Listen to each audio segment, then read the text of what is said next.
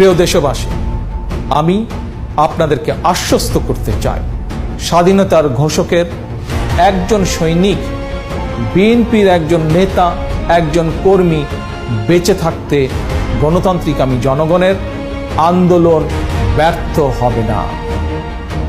52 ভাষা আন্দোলন জনগণ ব্যর্থ হতে দেয়নি। 71 সালের মহান মুক্তিযুদ্ধ জনগণ ব্যর্থ হতে দেয়নি।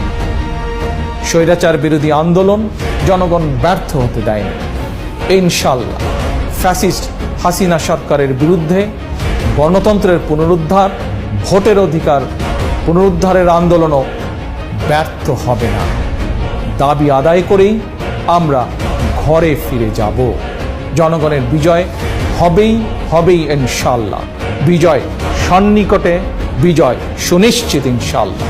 বাংলাদেশ জিন্দাবাদ, বাংলাদেশ জাতীয়তাবাদী দল জিন্দাবাদ।